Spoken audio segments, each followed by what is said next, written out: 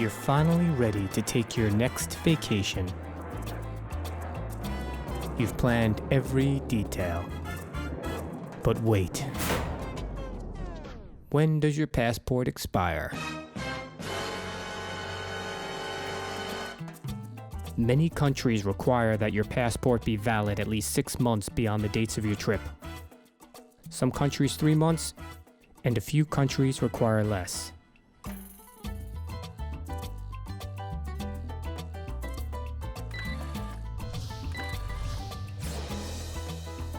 Here are a few examples of some of the countries that follow the 6 and 3 month rule. Remember, these are only a few examples.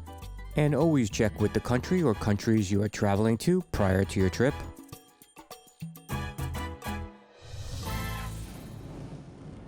Let's go through a step-by-step guide on how to renew your passport. You will have to answer the following 5 questions.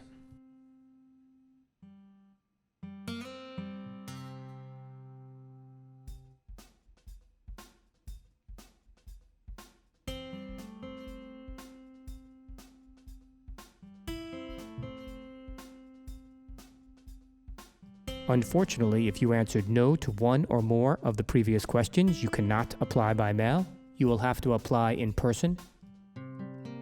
There is a lot of information in this video, so if you want to reference or skip to any section, I added a time index below.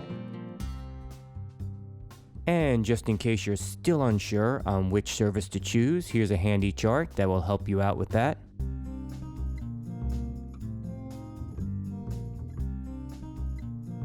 And in case you need your passport even faster for either a life or death emergency appointment or for non-emergency urgent travel, here's a number you can call to set up an appointment.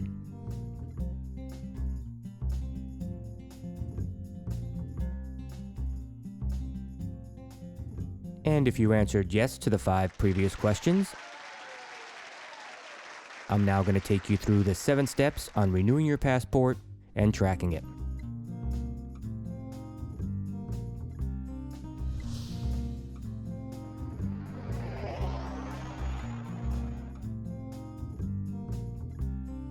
When filling out the DS-82 form, they will give you 2 options. First, print out a PDF and write in the information yourself, or use their form filler, type in the information, and print out a completed form. And my suggestion would be to use the form filler. It's just easier.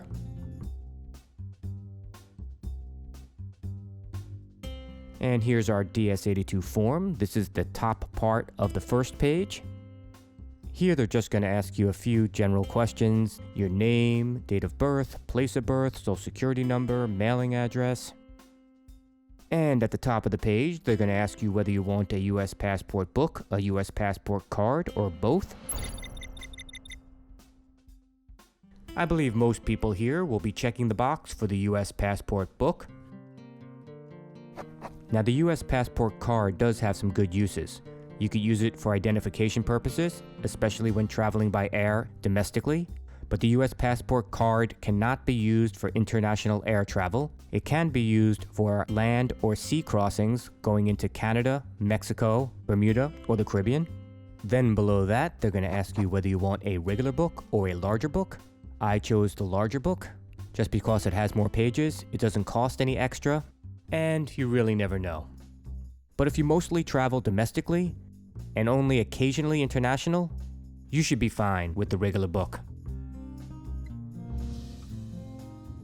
Okay, moving on to the bottom portion of the first page of the DS-82 form. Here you'll have to fill in the information on your current passport, any name change information, which we'll discuss in step 3, your photo, which we'll discuss in step 4, and don't forget to sign and date the form. And yes, some people do forget this step. And remember, they won't process your application unless it is dated and signed.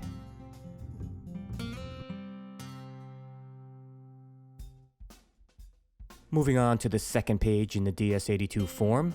Some more general questions here: name, height, hair color, eye color, your permanent address if different than your mailing address, an emergency contact if you want to provide one, and any travel plans that you might have upcoming.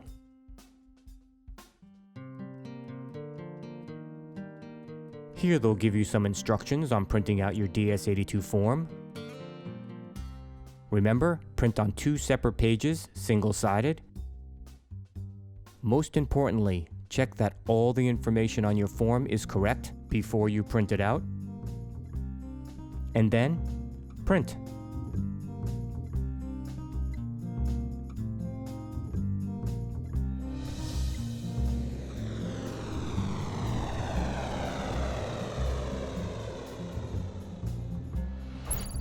Then they remind you to submit your most recent passport. And don't worry, they will return it.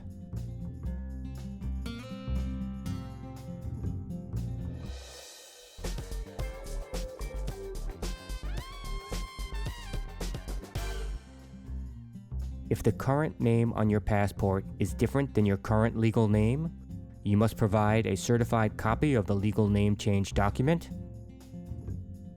And yes, this document will also be returned to you.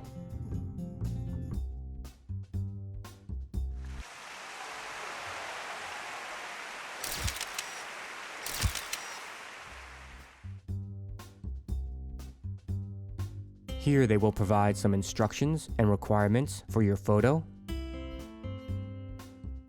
We'll dive a little further into those requirements now. Here's a little photo tip section. Some do's and don'ts when taking your photo for your passport. If you want, take a moment to look over the list.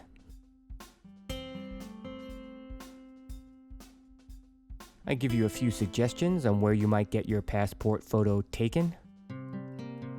And it might be a good idea to call them ahead of time to make sure that they are providing this service and how much they might charge you.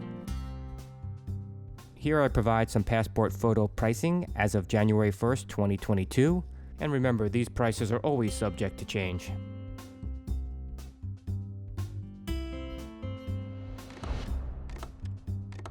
Moving on to the photo. Here is where you put your 4 staples. Don't use tape, don't use glue, don't use paper clips, and don't just drop your photo in the envelope. Staples only.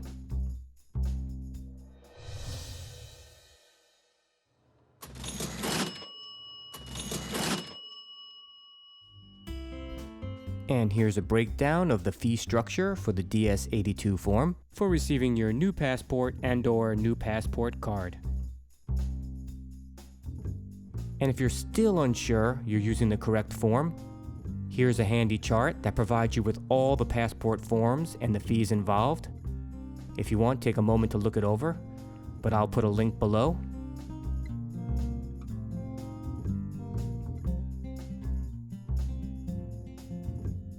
Fortunately, they provide you with an easy passport fee calculator. I'll walk you through how to use that now.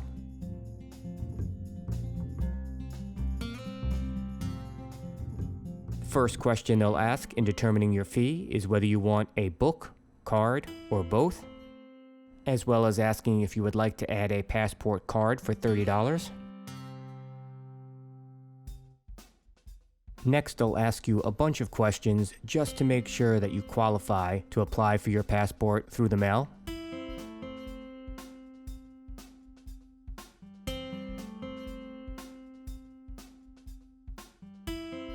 And on the next page, they're going to ask you your processing method, either standard or expedited. Now, if you want to know the current processing times, you could always check on their website. It's updated regularly. Then next, you're going to have a choice between standard or 1 to 2 day return delivery. And then they'll provide you with a breakdown of your fees. The regular passport book is $130. If you add expedited processing and 1 to 2 day delivery, your total comes out to $208.32.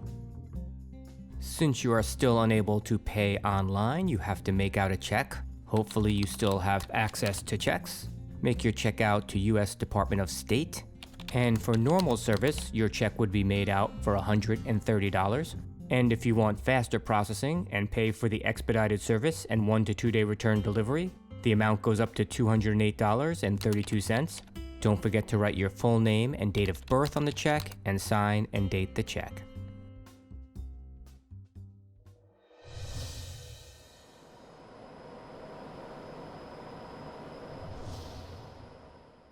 And here are the addresses where you'll send your completed application. For routine service, if you live in California, Florida, Illinois, Minnesota, New York, or Texas, you will send to this address. For routine service, if you live in any other state or Canada, you will send to this address. And for all expedited applications, you will send to this address.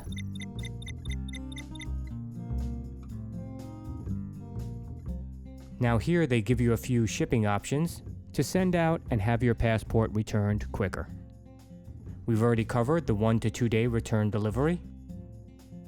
Now we'll discuss a few options for mailing out your passport so they will receive it faster.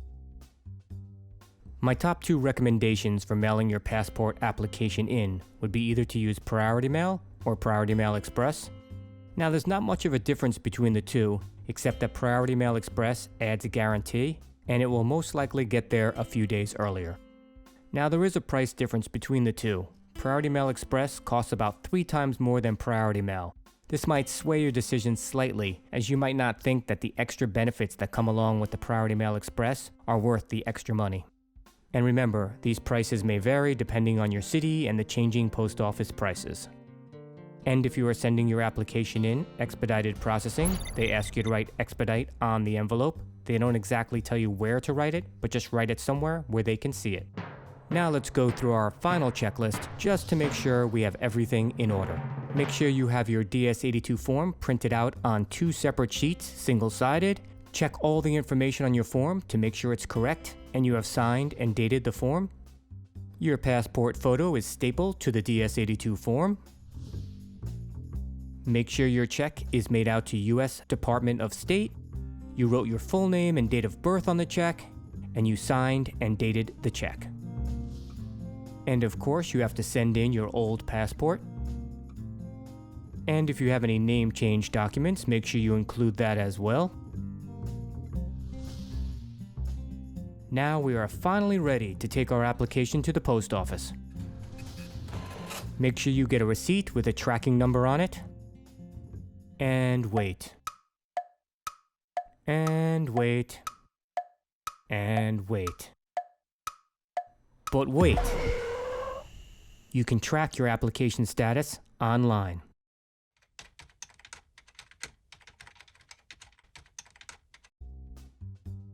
Just go to this website to track your application status, and you'll have to answer the following 3 questions.